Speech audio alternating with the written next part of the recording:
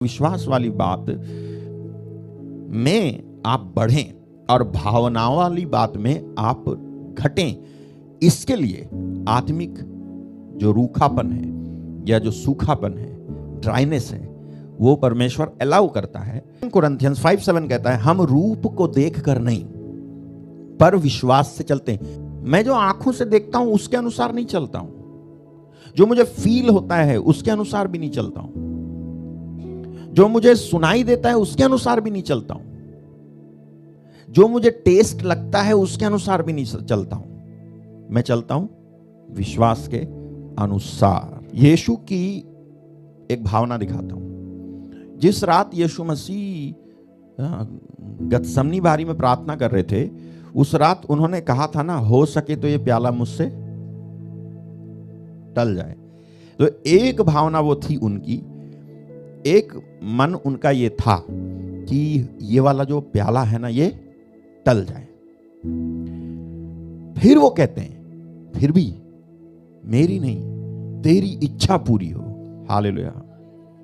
जैसे उन्होंने कहा तेरी इच्छा पूरी हो, तो वो प्याला टला नहीं, वो पूरा हुआ यीशु मसीह में। क्या मतलब है इसका?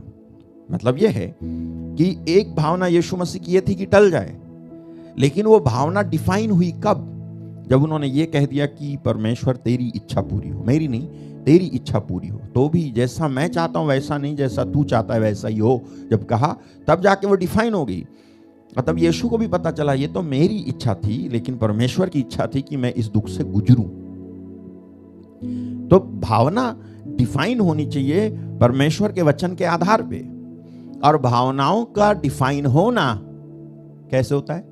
जब परमेश्वर आपके जीवन में ड्राइनेस अलाउ करता है। हे यहोवा, अपनी प्रसन्नता से तूने मेरे पहाड़ को दृढ़ और स्थिर किया था। जब तूने अपना मुख फेर लिया तब मैं घबरा गया। दाऊद कह रहा है कि जब तक तू दिख रहा था तब तक मैं नहीं घबराया। तो मेरे इमोशंस जो थे, मेरी भावनाएं जो थी, वो मुझे विश्वास दिला रही थी। वो कह रही थी वो है वो है वो है, और मैं घबरा नहीं रहा था। लेकिन जैसे तूने अपना मुंह छिपाया मैं घबरा गया, क्योंकि मैं भावनाओं के ऊपर आधारित था, ना कि विश्वास के ऊपर।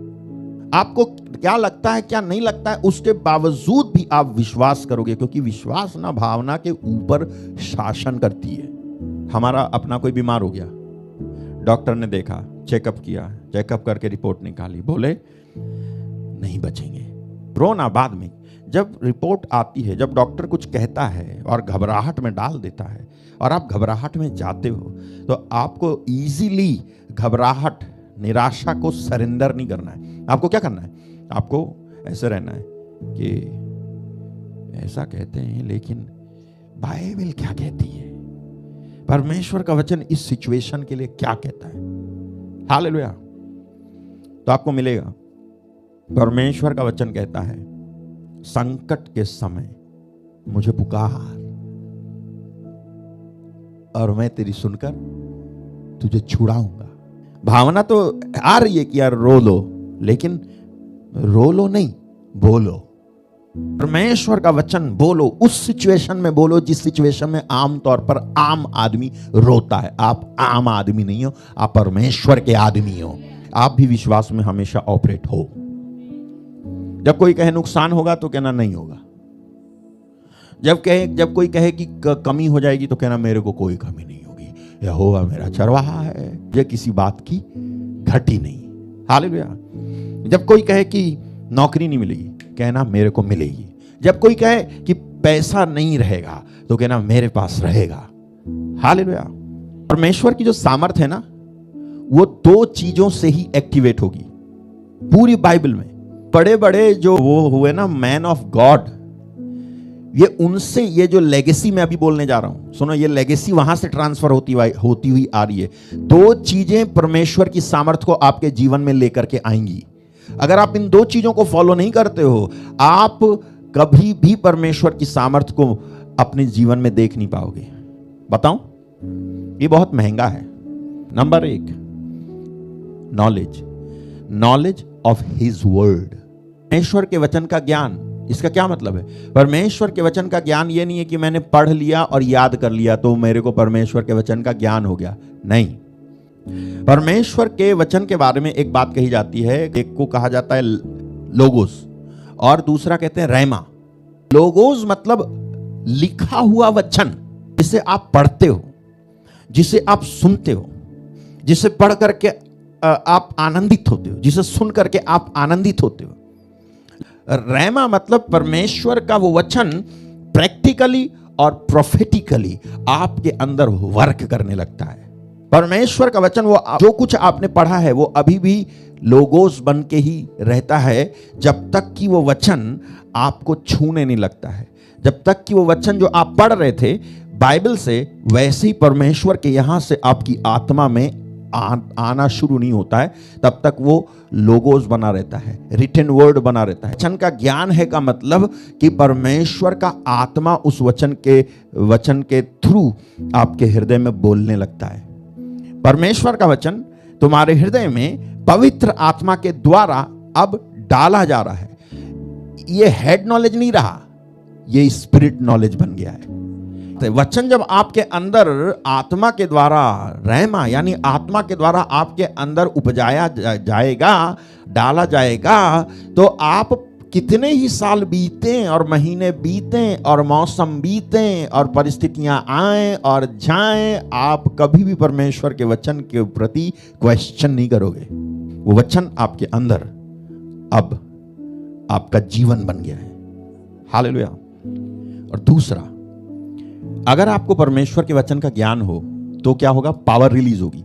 अगर परमेश्वर की सामर्थ आपके जीवन में अनलॉक आप करना चाहते हो कि परमेश्वर की सामर्थ बहे, तो ना केवल आपको वचन का ज्ञान हासिल करना है, बल्कि आपको बोलना है। प्रार्थना में बैठे बैठे आंखें बंद करके अन्य भाषा बोलते बोलते आपको बोलना है, वचन बोलना है, वचन बोलना है। हालेलुया। अगर आप ये दो काम नहीं करते हो तो इसका मतलब यह है कि आपके जीवन में पावर जो है फ्लो नहीं होगी। और यही कारण है कि बहुत सारे जो मसीही लोग हैं वो वचन जानते तो हैं लेकिन बोलते नहीं है, इसलिए वो बॉन्डेज में है। सिचुएशन ऐसी होगी कि आप बोलोगे लेकिन वो ना आपको दिखाएगी कि तुम्हारे बोलने से कुछ नहीं होता है, लेकिन मैं आपको सच बता रहा हूं, तुम्हारे बोलने से ही होता है। तुम्हारे बोलने से होता है। आप ना बीमारियों से बोलो, बीमारियां सूखेंगी। आप कर्जे से बोलो, कर्जा हटेगा। आप मुकदमे से बोलो, उसको हटना होगा। आप अपना ग्राउंड लेना सीखो ना, आप अपनी पोजीशन लेना सीखो ना। अपने अपने हल की फाल को पीट कर तलवार और अपनी अपनी हंसिया को पीट कर बरछी बनाओ। और फिर लिखा है, जो बलहीन हो वो भी कहे मैं वीर हूं। हालेलुया। आप जो बोलते हो वो रच दिया जाएगा, बाइबल कहती है। आपको विश्वास करना है, उसका वचन जो है सत्य है। मैं आपको ये समझा रहा हूं कि जब आप ऐसे हो जाते हो तो आप भावनाओं पर जो आपका वो था ना निर्भरता, वो खत्म होके विश्वास पर होने लगती है। निर्भरता विश्वास पर। हालेलुया। और जब ऐसा होता है तब बाइबल का ये वचन कि धर्मी विश्वास से जिंदा रहेगा पूरा होता है। विश्वास के ऊपर की निर्भरता आप हासिल करें और आप विश्वास के अनुसार बोलें, विश्वास के अनुसार देखें, विश्वास के अनुसार चलें। आप देखेंगे आपको कोई कमी घटी नहीं होने वाली है। हालेलुया। जवान सिंहों को तो कमी हो जाएगी लेकिन आपको नहीं होगी। ओ धन्यवाद दें, ताली बजाएं, धन्यवाद दें। सच में ऐसा ही होगा आपके साथ।